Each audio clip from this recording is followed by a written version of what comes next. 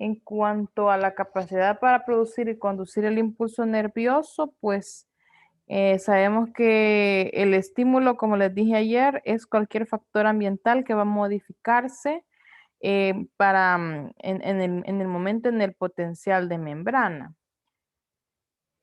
Cuando hablamos del potencial de membrana, estamos hablando de esta parte, de estas ondas, miren. Puede quedarse aquí, o puede irse para acá, o puede subir, ¿verdad?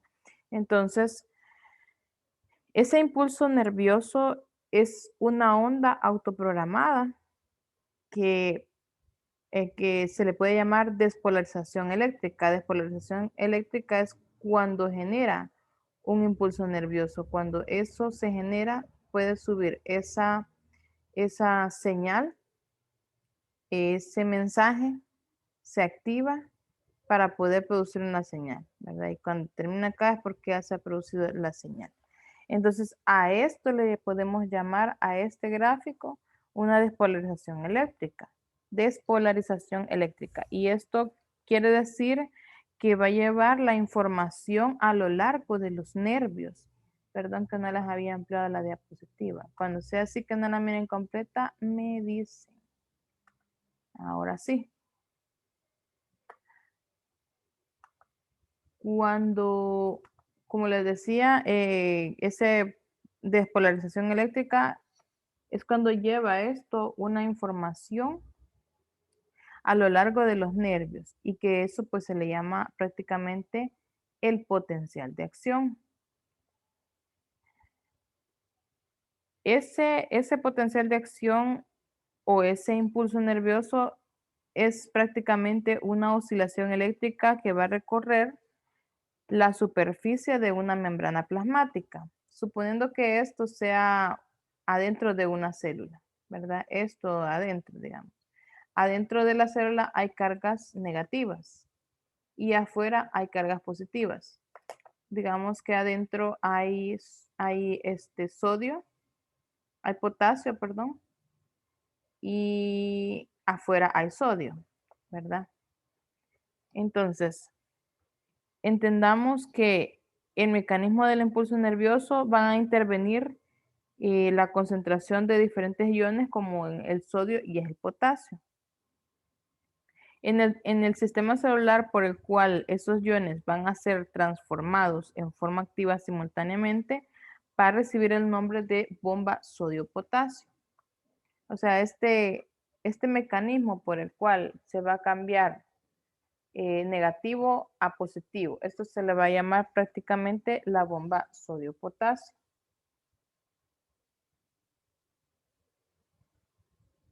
Permítanme un momentito.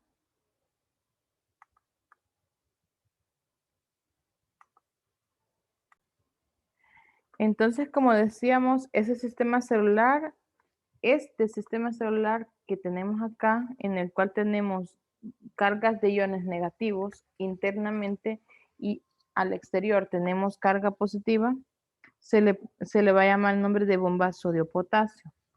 Eso lo vamos a tener a nivel celular de muchas células. Cuando se aplica el estímulo a una célula nerviosa, suceden esos cambios estructurales en la membrana que van a aumentar la permeabilidad de sodio. ¿Por qué? Porque estos iones de sodio, estos van a entrar y entonces van a hacer que se conviertan de iones negativos, se van a convertir a iones positivos. Porque necesita hacer un estímulo, necesita que se le llama excitabilidad a ese término. Entonces necesita prácticamente que provoque un movimiento, por ejemplo, el arte de poder levantar un objeto, entonces tiene que haber una excitabilidad a nivel de la membrana de la célula, del músculo, para que pueda producirse eso. Entonces cambia la negatividad adentro de la célula y se convierte en positivo para poder producir ese estímulo que va a generar el movimiento.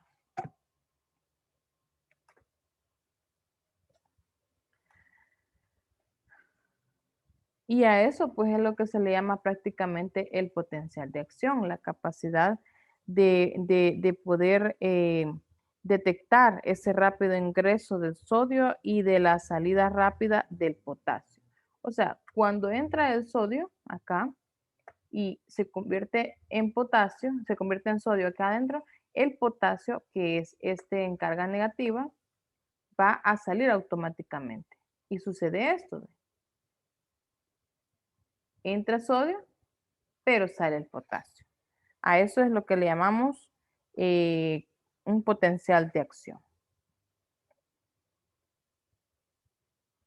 Dice Moisés que ya pudo. Vale. Entonces ya arreglaron el problema. Muy bien. La otra cuestión es que las alteraciones locales son las que pueden estimular las regiones adyacentes a la fibra nerviosa y que ese potencial de acción puede correr a lo largo de una fibra y que hasta que la membrana va a regresar a su estado de reposo, la fibra que es nerviosa no va a responder a un nuevo estímulo. Hasta que termina ese potencial, hasta ahí termina el estímulo. Entonces, como vemos en esta figura, para que puedan conocer este mecanismo que hace posible que el impulso nervioso se propague en la membrana neuronal, se observa que la neurona en reposo, o sea, esta membrana neuronal con potencial en reposo, entonces se supone que los iones positivos permanecen en el líquido extracelular, por eso les decía en el exterior, y los iones de potasio, que son de carga negativa, se mantienen prácticamente en ese líquido intracelular. ¿Cómo lo hacen? Por la acción de la membrana plasmática de una neurona que no es conductora de impulsos. Pero luego se va a observar que se da el mecanismo de una polarización y de una despolarización para poder conducir ¿qué? Un impulso nervioso. Por eso es que aquí se llama la diapositiva la propagación del impulso nervioso. Y las neuronas en reposo mantienen una diferencia muy pronunciada que en el potencial eléctrico a través de la membrana de las células nerviosas y que quiere decir que ese potencial de reposo aporta a las neuronas la energía potencial para producir impulsos nerviosos, que con muy frecuencia pues hay muy elevados algunos impulsos nerviosos que van a ser generados por las neuronas, que son estimuladas algunas veces por una sustancia química o por un estímulo físico. Entonces, es por eso que como regresábamos aquí a la diapositiva anterior, los impulsos nerviosos se van a diseminar a lo largo de las membranas de las células nerviosas. ¿Cómo? Acá se van a diseminar. Dijimos que a través de los axones, ¿verdad? A través del axón, ¿verdad? Y que teníamos que aquí adentro, dijimos. Aquí, ¿verdad? Los teníamos aquí todo el axón, que eran unas ramificaciones, y al final terminaba acá en esta parte. Y que ahí es donde se van a llegar todo ese neurotransmisor en esas terminales axónicas para poder, ¿qué? Para poder secretar algún neurotransmisor y que se pueda generar la respuesta a los estímulos. Eso es prácticamente lo que se necesita saber de un potencial de acción. Uno, que es un impulso nervioso, pero para que se dé un impulso nervioso necesitamos un potencial de acción. La capacidad de poder producir y conducir un impulso nervioso se da a través de un impulso nervioso, pero ese impulso nervioso tiene que hacer a través de ese potencial de acción.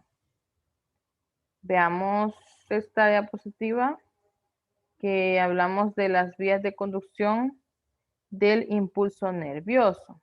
Entonces, aquí hablamos de neuronas que son de tres tipos aferentes, tipos eferentes y tipos neuronas.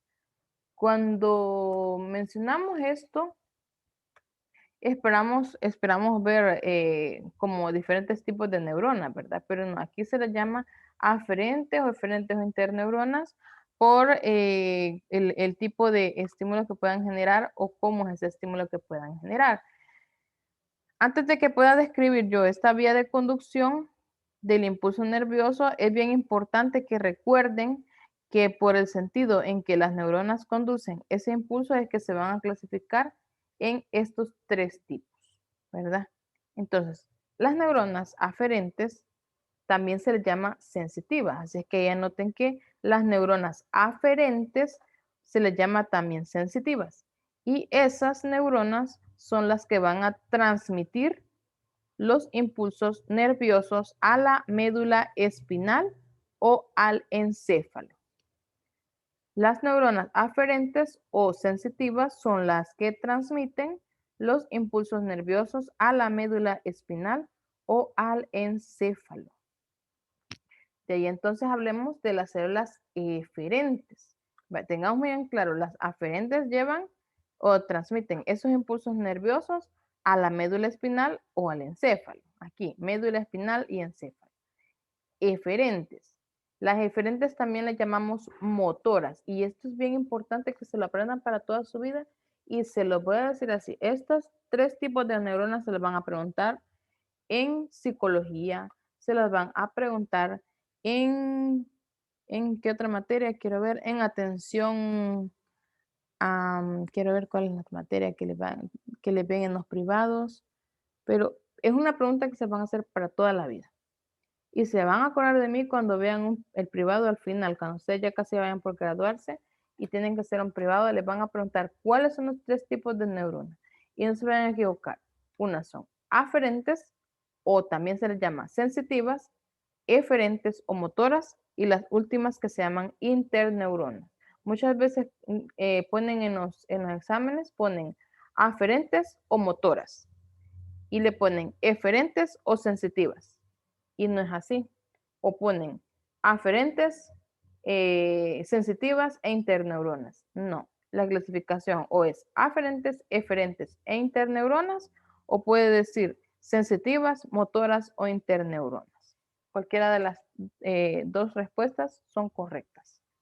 Pero recuerden que como en anatomía algunas estructuras tienen dos nombres, igual estas neuronas tienen dos nombres. Así que eso es lo que no deben olvidar, que las aferentes son las sensitivas, las eferentes son las motoras y las últimas se llaman interneuronas. Entonces, él les estaba explicando de las eferentes o motoras y esas son las únicas responsables de transmitir los impulsos nerviosos desde el encéfalo. Ahí se va al encéfalo. Primero dijimos que de la médula espinal al encéfalo. Eso hablábamos de las aferentes, pero las neuronas eferentes transmiten ese impulso desde el encéfalo o médula espinal. ¿Verdad? Desde ahí los van a transmitir hasta los músculos o glándulas. Esa es la gran diferencia, que ellos los van a transmitir hasta los músculos o glándulas. En cambio, las sensitivas llevan los impulsos hasta la médula espinal o el encéfalo. Pero de ahí comienza la eferente y entonces se lleva esa señal o esa transmisión de ese impulso desde el encéfalo hasta la médula espinal. Y que la va a llevar, del encéfalo a la médula espinal y que lo va a hacer hasta dónde, hasta los músculos o las glándulas. Y entonces, las interneuronas al final, ¿qué son las que hacen? Esas son las que están localizadas prácticamente dentro del sistema nervioso central, es decir, en el encéfalo y la médula espinal. Ellas son como prácticamente unas receptoras. Y aquí tenemos que mencionar esto, lo del famoso arco reflejo. Vamos a explicar que las neuronas, como ya se sabe, que son las que disponen, mejor dicho, son las que se disponen en una forma semicircular y a eso se le llama arco reflejo, a este término. ¿Ve? Eso le llaman arco reflejo. Le llaman arco porque lo ponen así. ¿Ve? Entonces, básicamente podemos decir que el arco reflejo es la vía de conducción de los impulsos nerviosos. ¿Y en qué forma? Pues una forma bien sencilla, porque ella consta de una neurona aferente, y otra eferente, y que distribuidas en series que conducen los impulsos de cualquier sitio del cuerpo al sistema nervioso central, pueden ir de regreso hasta la periferia. Entonces, podemos decir en esta figura podemos clasificar esas funciones de las neuronas aferentes, eferentes e interneuronas. Entonces, aquí creo que lo tengo mejor. Sí, aquí. Vean esta señal. Vean aquí que lleva la mano hacia una vela encendida con vela encendida. Entonces, ese es el término de que se puede quemar. Entonces, cuando se acerca, automáticamente